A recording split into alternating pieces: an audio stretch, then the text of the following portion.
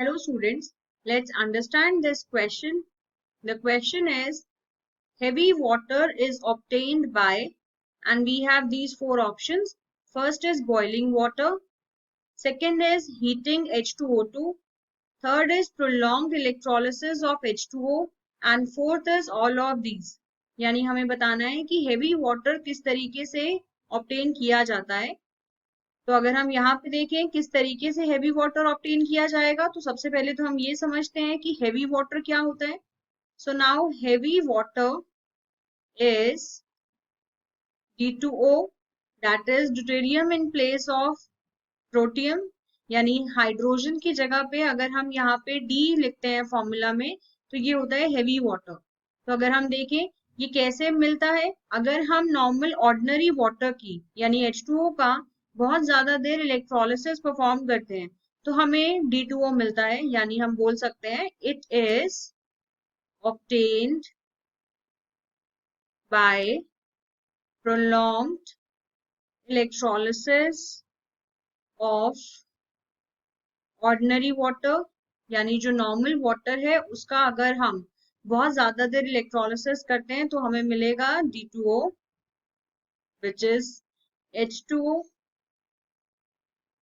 सो अगर हम ऑप्शंस के अकॉर्डिंग देख रहे हैं तो बॉइलिंग वाटर से तो हमें हेवी वाटर नहीं मिलेगा, कि अगर हम नॉर्मली पानी को बॉईल करते रहते हैं तो वो हेवी वाटर में कन्वर्ट हो जाएगा, ऐसा नहीं है। H2O2 को हीट करने से भी नहीं मिलेगा, सो सिर्फ सी ऑप्शन सही है। So we can say that the correct option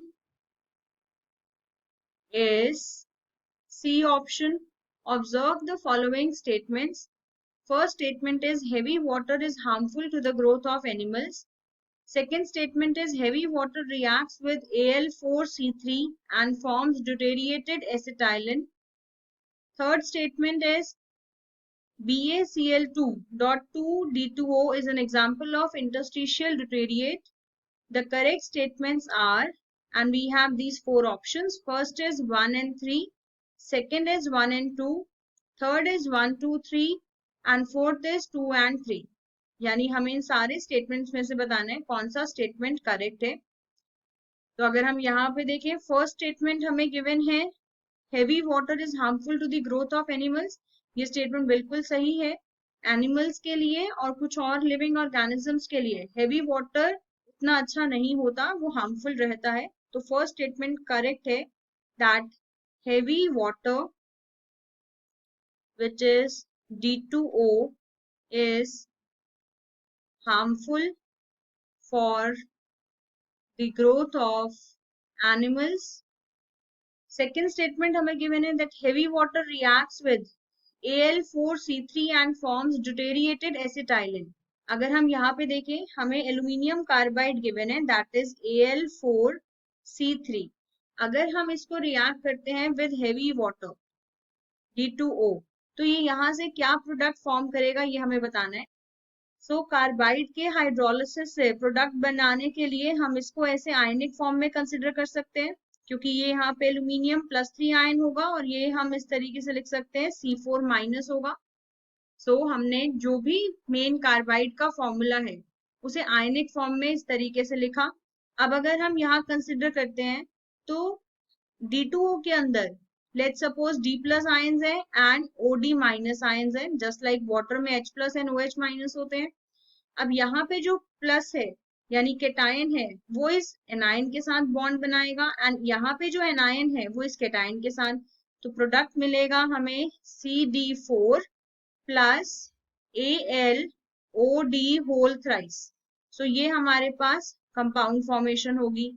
अब हमें ऑप्शन में जो स्टेटमेंट दी है, स्टेटमेंट पे लिखा है that it reacts with carbide and forms deuteriated acetylene, तो ये स्टेटमेंट गलत हो जाएगी क्योंकि ड्यूटेरिएटेड एसिटाइलिन नहीं मिलता, हमें यहाँ पे मिल रहा है CD4, यानी हम इसे बोल सकते हैं जैसे मीथेन होता है CH4 वैसे ही ये CD4 है, तो दैट इज ड्यूटेरिएटेड मीथेन। तो अगर हम यहाँ पे देखें so we can say that CD4 is deuterated methane। तो अगर हम ये स्टेटमेंट एनालाइज कर रहे हैं तो सेकंड स्टेटमेंट हमें गलत दी है। थर्ड स्टेटमेंट हमें लिखा है BaCl2.2D2O is an example of interstitial ड्यूटेरिएट।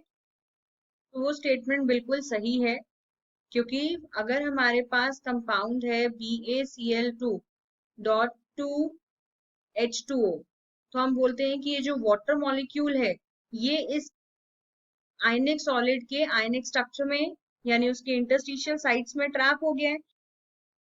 ऐसे ही अगर हमारे पास कंपाउंड है BaCl2.2D2O, तो हम यही बोलेंगे कि यहाँ पे ये जो हेवी वाटर मॉलिक्यूल है ये इसके इंटरस्टिशियल साइट्स में ट्रैप हो गया है, यानी हम इसको बोल सकते हैं कि it is an example of interstitial ड्यूटरेट।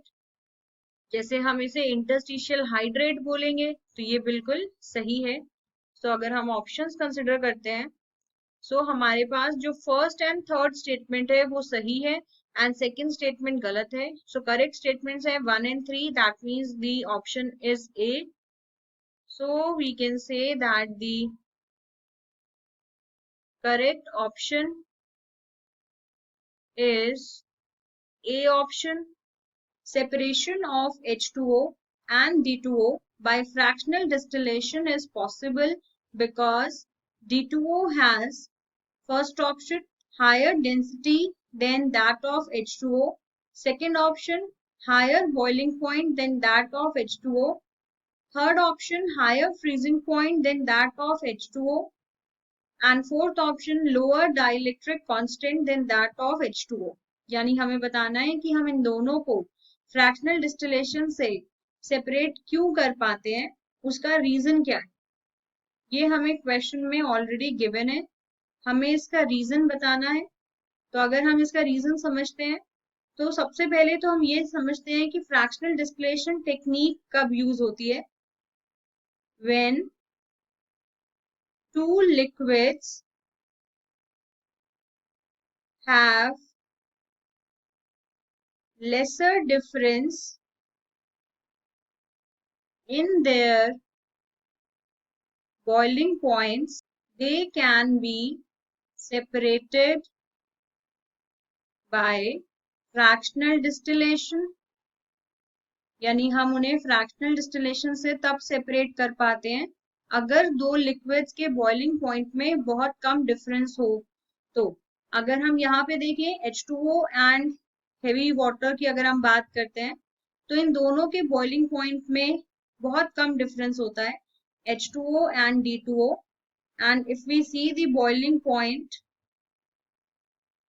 of water, so जो ऑर्डिनरी वाटर है उसका बॉइलिंग पॉइंट हमें पता है 100 डिग्री सेल्सियस होता है एंड हेवी वाटर का बॉइलिंग पॉइंट 101.4 डिग्री सेल्सियस होता है, यानी इसका बॉइलिंग पॉइंट थोड़ा सा ज्यादा है। तो अगर हम देखें हमें रीजन बताना था, तो हम बोल सकते हैं क्योंकि इसका बॉइलिंग पॉइंट ज्यादा है थोड़ा सा, इसी वजह से हम इसको फ्रैक्शनल डिस्टिलेशन से सेपरेट कर पाते हैं। So if we see the options, option में ये पॉइंट हमें सेकंड ऑप्शन में गिवन है that D2O has higher boiling point than H2O, that is correct। so we can say that the correct option is B option। we have two columns, list 1 and list 2। there are some properties in list 1 and molecules in list 2, we have to match them and for that we have these four options। अगर हम यहाँ पे देखें, सबसे पहले जो हमें property दे रखी है that is boiling point 100 degree Celsius. So अगर हम इन चार ऑप्शंस में से देखते हैं, सो वाटर का बॉइलिंग पॉइंट 100 डिग्री सेल्सियस है, तो that means boiling point 100 degree Celsius will match to water. यानी अगर हम ए को मैच करते हैं तो वो 3 से मैच होगा, so A will match to 3। Next property है density at 20 degree Celsius as 1.07 gram पर ml। अगर हम डेंसिटी की बात करते हैं 20 डिग्री सेल्सियस पे एंड 1.07 ग्राम्स पर ml डेंसिटी गिवन है, वाटर की डेंसिटी 1 होगी लेकिन हेवी वाटर की डेंसिटी 1.07 होती है, यानी इट इज D2O। इसका मतलब जो B है वो मैच हो जाएगा 1 से। नेक्स्ट हम प्रॉपर्टी देखें that is bond energy. Bond energy हमें गिवन है 443.4 kilo joule. Bond energy 443.4 kilojoule per mole. So that is for H2. Hydrogen molecule की बॉन्ड एनर्जी होती है ये. इसका मतलब C मैच हो जाएगा 5 से. नेक्स्ट हमारे पास है वीक एसिड. तो अगर हम देखें प्रॉपर्टी गिवन है वीक एसिड एंड अगर हम इन चार ऑप्शंस में कंपेयर करते हैं, so H2O2 that is the weak acid. So we can write here this is H2O2. तो इसका मतलब जो D है वो मैच हो जाएगा 2 से. तो ये हमारे पास मैचिंग आई है. अगर हम ऑप्शंस देखें that is given in the A option. So we can say the correct option is A. Hello students, let's understand this question. The question is, the velocity of neutrons in nuclear reactor is slowed down by, and we have these four options. First is heavy water, second is ordinary water, third is zinc rod, and fourth is fused caustic soda. So हमें इन चार option में से बताना है कि nuclear reactor में neutrons की velocity किस वजह से कम होती है. So we can say that heavy water, that is D2O, is used as a moderator in nuclear reactors. यानी heavy water के molecules की वजह से जो न्यूट्रॉन्स है उनकी वेलोसिटी कम हो जाती है. तो अगर हम इन ऑप्शंस के अकॉर्डिंग देखें, so that is given in the A option.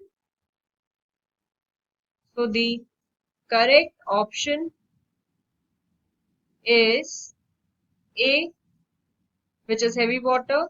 I hope it is clear to you now. Thank you.